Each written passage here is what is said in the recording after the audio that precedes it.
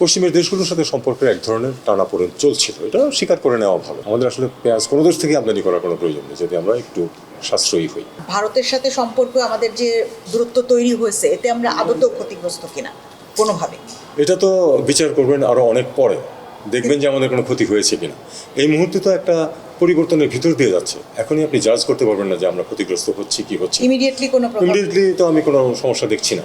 Sir একটু supplement করি, আমরা কি আদতেও ক্ষতিগ্রস্ত কিনা? এটা তো খুব কঠিন প্রশ্ন। বিষয়টা হলো যে পশ্চিমের দেশগুলোর সাথে সম্পর্কের এক ধরনের টানাপোড়েন চলছিল, এটা স্বীকার করে নেওয়া ভালো। এবং যেসব পয়েন্টে, যেসব ইস্যুতে এই টানাপোড়েনটা চলছিল, সেগুলি কিন্তু এই সরকারের যে এজেন্ডা আছে বা এই যে ছাত্র জনতার যে এজেন্ডা এসেছে তার সাথে কিন্তু সঙ্গতিপূর্ণ। কাজেই এখানে আমি কোনো কনফ্লিক্টের সুযোগ দেখি না, এবং এমন কোনো ক্ষত সৃষ্টি হওয়ার কথা না যেটাকে মেরামত করতে হবে। পরিবর্তন এসেছে তারাও দেখতে পাচ্ছে, সেই পরিবর্তন তারা যেসব ইস্যুতে কনসার্ন ছিল সেই ইস্যুতে তো আমাদের ছাত্ররাও কনসার্ন ছিল, আমাদের যে যারা যে ইউথ রাস্তায় নেমেছিল তারাও কনসার্ন ছিল। কাজেই আমার মনে হয় এক ধরনের এখানে মিথস্ক্রিয়া খুব সহজেই সম্ভব।